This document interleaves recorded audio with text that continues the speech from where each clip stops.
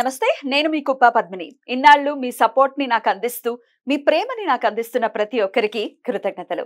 ఇప్పుడు చూడబోతున్న ఈ వీడియో కూడా ఖచ్చితంగా మీకు ఉపయోగపడుతుంది. లైక్, షేర్ అండ్ సబ్స్క్రైబ్ చేసి మీ ఇష్టాన్ని అలాగే మీ సపోర్ట్ ని నాకు అందించండి. అలాగే ఈ వీడియో పట్ల మీ అభిప్రాయాన్ని కమెంట్ సెక్షన్ లో కమెంట్ చేసి నాకు తెలియజేయండి. నమస్తే.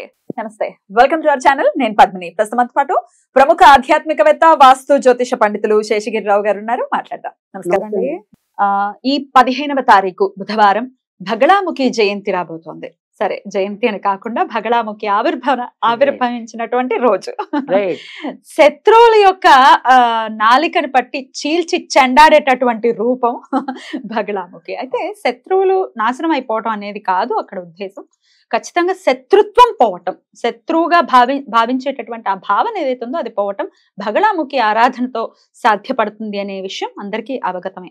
అయితే ఈ భగళాముఖిని మరి ఎలా, మరి మనం గృహస్థాశ్రమంలో ఉన్నామండి, మరి భగళాముఖి తీవ్ర దేవత, మనం చెయ్యొచ్చా చేయకూడదా, కొంతమంది ఏమో అసలు వాళ్ళ పేర్లు కూడా తలుచుకోకూడదు అని విపరీతంగా చెప్పటం. ఈ శత్రువులు కలియుగ ప్రభావం చేత శత్రువులు అనేవాడు లేనివాడు నిజంగా అదృష్టవంతుడే. ఎవరుంటారో తెలియదు, సాధకులకు కూడా శత్రువులు ఉన్నారు. ఆ శత్రు బాధల నుంచి బయటపడటం కోసం ప్రత్యేకించి భగళాముఖిని చెప్తారు కాబట్టి, అమ్మ ఉద్భవించినటువంటి రోజు కాబట్టి అమ్మవారిని ఎలా ప్రసన్నం చేసుకోవచ్చు ఒక్కసారి మీరు. తప్పకుండా. అంటే ఇక్కడ బగళాముఖి అనేది అంటే మన శత్రువుల యొక్క నాలుకలు అనేది కాదు, ఎవరి నాలుకనైనా సరే దాన్ని శుద్ధి చేయాలి అంటే కనుక అలా కూడా బగళాముఖి ఉండాలి. తర్వాత రెండోది వచ్చేప్పటికి ఏంటంటే, ఇక్కడ దశమహావిద్యల గురించి అవగాహన ఉన్న వాళ్ళకి ఏంటంటే, మొదట ఉండే 5 దేవతలు కూడా ఉగ్ర దేవతలుగా చెప్పారు. అంటే వీడు 8 కదా. సో ఈ తర్వాత వచ్చే 5 దేవతలు కూడా కొద్దిగా సాత్వికం అనేది చెప్పారు మామూలుగా అయితే. రాజమాతంగి నుంచా? కానీ మనం సరే ఇక్కడ ఎవరు ఉగ్రం ఎవరు కోమలం ఏ మనకి సమస్య కాదు. బట్ ఎవరైనా సరే పూజించవచ్చు అనేదే మనం చెప్తున్నాం. సో ఇక్కడ మన బగళాముఖి దేవతకి వచ్చేప్పటికి ఏంటంటే, చాలా మంది వాక్ స్తంభన అనుకుంటారు. వాక్ స్తంభన అంటారుగా, అదిగా వాక్ స్తంభన అంటారు. కానీ ఇక్కడ నేననేది అంటే, ఇక్కడ ఆ మాదనుడు అనే రాక్షసుడు ఆయన మరి వరం పొంది, నేను నోటితో ఏదంటే అది జరిగిపోవాలనే వరం పొందుతాడు. ఆ వరం పొందటం వల్ల ఆయన ఏముంది, ఆ చెడు ఎలా పలికితే అది అయిపోవాల్సిందేగా. అప్పుడు ఆయన సంహరించడం కోసం మాతంగి అవతారం అనేది వస్తుంది. అందుకే మీకు ఆ చిత్రపటాల్లో కొద్దిగా గమనిస్తే కనుక ఆయన నాలిక మీద గదతం అవుతుంది కానీ ఖండించడం కానీ ఇలాంటివి ఉంటాయి. సో కానీ వాక్ స్తంభనే కాదు, వాక్ అపరిమితంగా రావాలన్నా కూడా, అపరిమితంగా రావాలి. ముఖ్యంగా మనలాంటి వాళ్ళకి ఈ వాక్ ఎంత బాగా ఉంటేనంటే, ఇప్పుడు నేను మంత్రం ఉచ్చరిస్తూ ఆగిపోయింది అనుకోండి, దాని అర్థమేం లేదుగా. మరి అలాగా ఆ వాక్కు రావటము, వాక్కు చదవటం కూడా శుద్ధి కూడా. ఎందుకంటే మీరు ఒక సామెత కనుక గమనిస్తే మనకేమంటాము, కాలు జారినా పర్వాలేదు కానీ నోరు జారకూడదు. నోరు ఎందుకు జారుతుంది, నాలుగు మీద ఎప్పుడు తడి ఉంటుంది కదా. సో అందుకని ఇక్కడ వాళ్ళు ఏంటంటే, ఆ నాలుగు తడి అనేది మురికి తడి కాకూడదు, మంచి తడి అవ్వాలి. సో ఆ మంచి తడి అనేది ఎవరు, ఇక్కడ బగళాముఖి.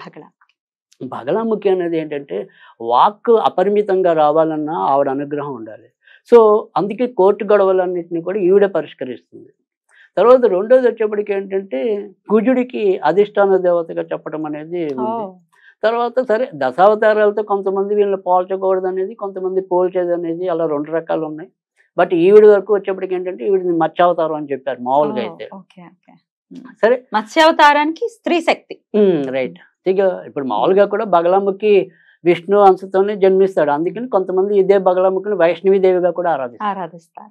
సో అందుకని బగళాముఖి అనేది విష్ణు అంశ ఎప్పటికైనా సరే, ఆ విష్ణు అంశతో జన్మించింది. సరే వైష్ణవీదేవి అయింది అనుకోండి, అది పక్కన పెడితే ఇక్కడ మనం ముఖ్యంగా చెప్పవలసింది ఏంటంటే, ఇక్కడ గ్రహాల్లోకి వచ్చేప్పటికి ఈయన కుజుడికి అధిష్టాన దేవతని, అలాగే ఈవిని దక్షిణంలోనే మంచిది. ఈవిడ యొక్క స్థావరం దక్షిణం ఇచ్చింది. దక్షిణం వైపు ఉంటారు, ఉత్తరం వైపు చూస్తూ ఉంటారు. రైట్. సో అందుకని దక్షిణం మనకి ఈవికి ప్రసాదించినది స్థానం. సో అందుకని దక్షిణానికి అధిపతి కూడా మరి మళ్ళీ కుజుడు మనకి గ్రహాల్లోకి వచ్చేప్పటికి. తర్వాత అందుకని ఇక్కడ ఏం చెప్పారంటే, కోర్టు గొడవలు ఉన్న వాళ్ళకి, తర్వాత రెండోది ఏంటంటే, ముఖ్యంగా ఈ పరిశోధనాత్మక వృత్తుల్లో ఉన్న వాళ్ళకి కానీ, రక్షణ శాఖ కానీ, ఇలాంటి వాళ్ళందరికీ కూడా, అంటే పోలీస్ వ్యవస్థ, ఇలాంటి వ్యవస్థ వాళ్ళందరికీ కూడా అవసరమైన దేవత అయితే బగళాముఖి. తర్వాత రెండోది ఏంటంటే, చాలా మంది మన పెద్దవాళ్ళ మనకి సిద్ధేశ్వరానంద స్వామీజీ ఇలాంటి వాళ్ళందరూ కూడా చెప్పింది ఏంటంటే దేశంలో ఉండి ఏ ఒక రకమైన వికాసానికి అడ్డుపడుతుంది అంటే కనుక అడ్డు తొలగాలి అంటే అడ్లని స్తంభనం అవటం. అడ్డు స్తంభనం అవ్వటం. మరి స్తంభన విద్యుత్ కదా ఇవిడ బాగా ప్రతీక. అందుకని దేశం యొక్క వికాసంకి ఏవైతే అడ్డంకులుగా ఉన్నాయో అవి స్తంభింపజేయాలి అంటే ఈవిడ్ని ఆరాధించాలి జనం.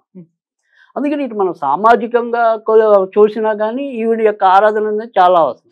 తర్వాత రెండోది ఏంటంటే మనం ఏదైతే రచన రంగం ఉందో అది పటిష్టంగా ఉన్నప్పుడే దేశం యొక్క శాంతి భద్రతలు కాపాడబడుతుంటాయి. అందుకే మరి అది మీరు సామాజికంగా ఆలోచించినప్పుడు మన ఇంటి వరకు మనం చూసినప్పుడు ఏంటంటే మన నోరు బాగుంటే ఊరు బాగుంటుంది అనేది మరొక సామెత. ప్రతి దానికి నోరే ఉంది. సో మనిషికి నోరు మించి శత్రువు లేదు. సో అందుకని ఆ నోరు సరిగ్గా ఉండాలి అన్నా కూడా ఈవిడ్నే ఆరాధించాలి. సో ఇక్కడ మనం ఎలా ఆరాధించాలి అంటే సరే ఇందాక మనం కూర్చోడం చెప్పుకున్నాం. అలాగే మరొకటి మరి ఇప్పుడు వచ్చేది మరి మే 15వ తారీఖు. సో 1, 5, 6 నా సంఖ్యాశాస్త్రం అంటే కొంతమంది ఒప్పుకోకపోయినా 6 అనేది కుజుడికి సంబంధించిన సంఖ్య. సో ఆ రకంగా చూసినప్పటికీ కూడా మరి ఈసారి ఆ రకంగా కలిసి రావడం అనేది జరుగుతుంది కనుక మరి అది కూడా ఆ రోజు ఆరాధించడానికి చాలా మంచి రోజు. సరే మరి ఈ ఆవిర్భావం అనేది వైశాఖ శుక్ల అష్టమి నాడు ఈవిడ ఆవిర్భవించింది అనేది ఉంది కాబట్టి మరి అది కూడా ఒక రకంగా ఆవిడని ఆరాధించడం అనేది మంచిది. తర్వాత ఏ రకంగా ఆరాధించాలనేది ప్రతి ఒక్కరికి ఉండే. ఇప్పుడు ఎలా ఆరాధించాలి? ఫోటో పెట్టుకోవచ్చా? అమ్మవారిని దండం పెట్టుకోవచ్చా? ఖచ్చితంగా ఫోటో అయితే పెట్టుకోవచ్చు. సరే ఒకవేళ ఒకటే మనం ఎప్పుడు కూడా గుర్తుంచుకోవాల్సింది ఏంటంటే ఈ దశమా విద్యలు ఒకవేళ ఇన్ కేసు ఎవరికైనా ఫోటోలు పెట్టుకోవాలనే సంకల్పం లేదు, అమ్మో మేము అంత వెళ్ళలేము అనుకునే వాళ్ళు ఎవరైనా ఉంటే కనుక లలితా త్రిపుర సుందరిని పూజించడానికి ఎవరికి అభ్యంతరం ఉండదు. సో ఈ లలితా త్రిపుర సుందరి పరివారకులే వీళ్ళంతా అనేది కూడా ఒక కథనం. సో మణిద్వీపంలో వీళ్ళందరూ కొలువు తీరు ఉంటారు అనేది కూడా మరొక కథనం. సో అందుకని ఆవడన్స్ లేక ఒక రకంగా చెప్పాలంటే అందుకని సరే బగలాముఖిని డైరెక్ట్ గా పెట్టి పూజించడం ఇష్టం లేదనుకోండి, లలితా త్రిపుర సుందరిని పెట్టుకుని పూజించండి. ఇప్పుడు యద్భావం తద్భవతి అంటే మన భావం ఏదైతే ఆవిడ ఆరోపణలనే మనం సాక్షాత్కరిస్తాం. సో మనం ఊహించుకోవాల్సిందల్లా బగలాముఖిని నేను పూజిస్తున్నాను అనుకోవటం మనసులో సంకల్పించుకోవటం. లలితాదేవి ఫోటో దగ్గర ఏం చేయమంటారు? ఎలా పూజించుకుంటారు? సో ఇక్కడ మనకి అన్ని కాలాల్లో కూడా సాధారణంగా దొరికేవైతే చామంతి పూలు. సో చామంతి పూలతో ఆరాధించడం అనేది మంచిది. అంటే ఇప్పుడు పసుపు చామంత అంతేగా పసుపు ఈవిడ ఆరాధన అంతా కూడా పసుపు రంగు బట్టలు అంటే పీతాంబరి దారిని అంటారు, యాక్చువల్ గా మా పసుపు రంగే. సో ఇక బాగా శీఘ్రంగా ఫలించాలి అంటే కనుక అసలు సంపెంగ పూలుట, కానీ అవి అన్ని అందరికీ దొరకవు కాబట్టి కానీ ఆ రకంగా సంపెంగ పూలతో కానీ చామంతి పూలతో కానీ హోమం చేసినప్పుడు చాలా శీఘ్రంగా ఈవిడ ప్రసన్నం అవుతుంది అనేది కూడా చెప్తారు. సరే మనకి దొరికిన వాటితో సంతృప్తి చెందుతాం, దొరకని వాటి కోసం అరువులు చాచద్దు. సో ఇక్కడ వచ్చేప్పటికి ఏంటంటే చామంతి పూలు అయితే సాధారణంగా దొరుకుతాయి అన్ని కాలాల్లో కూడా. సో పసుపు రంగు అనేది మనకి ఇంపార్టెంట్. సో ఆ రకంగా ఈవిడ్ని ఆరాధించడం. సరే ఇక్కడ ఎలా ఆరాధించాలంటే కనుక చాలా తేలికైన పద్ధతి అనేది ఓం భం ఓం భం ఓం భం అనేది అంతే. అది బకారం ఉండాలి, అది ఒత్తుండాలి, ఓం భం ఓం భం ఓం భం. అది అలా కాకుండా మామూలుగా అయితే ఈవిడ గాయత్రులు ప్రతి ఒక్కరికి గాయత్రులు అనేది ఉంటాయి కాబట్టి ఆ రకంగా చూసినప్పుడు అయితే కనుక ఈవిడ్ని బగలాముఖే చ విద్మహే బగలాముఖే చ విద్మహే సదా నింబ్యే చ ధీమహి తన్నో దేవి ప్రచోదయాత్, అదొక పద్ధతి. సరే ఇవేమి కంటే మనకి తేలిక ఇందాకే మనం చెప్పుకున్నాం ఓం బం అన్నది. ఇది దక్షిణంలో మనకంటే ఇందాక మనం ఏదైనా సరే ఒక సబ్జెక్ట్ ఇస్తున్నప్పుడు దేవుడి దగ్గర ఉన్నప్పుడు అది ఎప్పుడు ఈశాన్యం మారదు, అది కొండగుర్తు.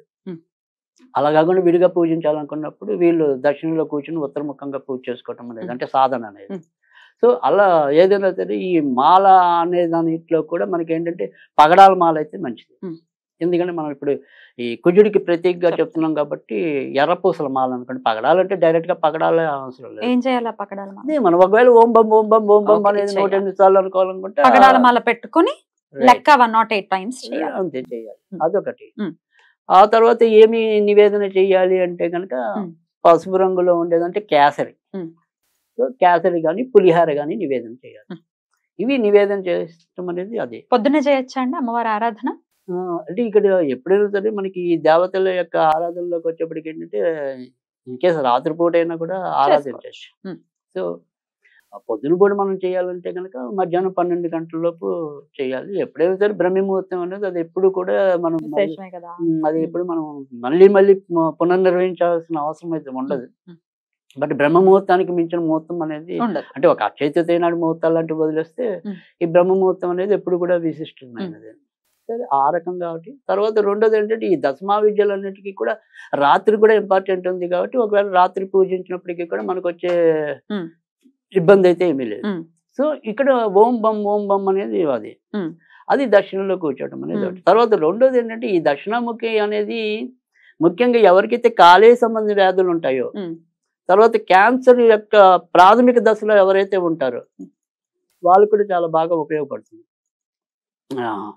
అంటే అది మరీ ముదరకుండా క్యాన్సర్ అనేది. తర్వాత క్లోమ్లం అనేది అంటే మనకి దానివల్ల ఏమవుతుందంటే ఈ బర్నింగ్ ప్రాబ్లం వస్తుంది కదా. సో అలాంటివి ఏమైనా ఉన్నప్పటికీ కూడా బగలాముఖి ఆరాధన అనేది చాలా శ్రేష్టమైనది. సో అది తర్వాత రెండోది వచ్చేప్పటికి ఏంటంటే జాతకంలోకి వచ్చేప్పటికి అంటే గురుడికి సంబంధించిన పరిష్కారం లభించాలన్నప్పటికీ కూడా బగలాముఖి ఆరాధన అనేది చాలా అవసరం ఉంటుంది. తర్వాత రెండోది ఏంటంటే ఇక్కడ ఈ గురు రాహులు కలిస్తే అది గురు చండాల యోగం అనేది ఉంటుంది. తర్వాత శని రాహులు కలిసినప్పటికీ కూడా కొంత ప్రాబ్లం అయితే వారి జాతకాల్లో ఉంటుంది. శని రాహులు కలయిక మంచిది కాదు, గురు రాహులు కలయిక కూడా మంచిది కాదు. ఈ రకమైన దోషాలు పోవాలన్నా కూడా బగలాముఖినే సేవించాలి. తర్వాత ఇప్పుడు మనం చెప్పాలి అంటే కనుక ఇక్కడ వృషభం అనేది స్త్రీ రాశి, అక్కడ గురుడు సంచరిస్తున్నాడు కాబట్టి స్త్రీ దేవత బగలాముఖి కాబట్టి మనం విష్ణు యొక్క అంశం గురుడు కదా. సో అందుకని వీళ్ళిద్దరు కాంబినేషన్ లో మనం చెప్తున్నాం ఈ బగలాముఖిని. బుధవారం వస్తాం అది అందుకని ఇక్కడ గురు సంచారం అంతా ఏడాది ఉంటుంది కాబట్టి మరి చక్కగా ఖచ్చితంగా బగలాముఖి ఆరాధన అనేది చాలా మేలు చేయటం అనేది కూడా ఉంటుంది. తర్వాత రెండోది ఒకవేళ ఇన్ కేస్ మనము ఈ బం అనేది కాకుండా ఒక స్విచ్ వర్డ్ మోడల్లో చెప్పాలి అంటే గనక బ్రహ్మ బ్రహ్మ బ్రహ్మ బ్రహ్మ బ్రహ్మ. సో దీనివల్ల ఏంటంటే మనకి ఇందాక చెప్పినట్టు ఏదైనా సరే వాక్ స్తంభన పెరగటం అనేది కాకుండా ఎవరైతే ఈ క్రియేటివ్ రంగంలో ఉంటారో, సృజనాత్మక రంగం అంటే మనం ఇప్పుడు సపోజ్ ఫ్యాషన్ డిజైనర్ ఉన్నారు అనుకోండి, కంపల్సరీ కొత్తది ఉండాలి. సో ఆ క్రియేటివ్ కి సంబంధించిన ఒక రచయిత కావచ్చు ఎవరైనా సరే అది ఆ రొట్టెని చక్కగా పరిపూర్ణంగా పొందాలనేది నా ఆకాంక్ష. అద్భుతంగా అందుకే చెప్పారు, చాలా బ్యూటిఫుల్ గా ఎవరు ఏ విధంగా చేసుకోవచ్చు అనేది చాలా వివరంగా మాకు తెలియజేసినందుకు కృతజ్ఞతలు అండి. నమస్కారం.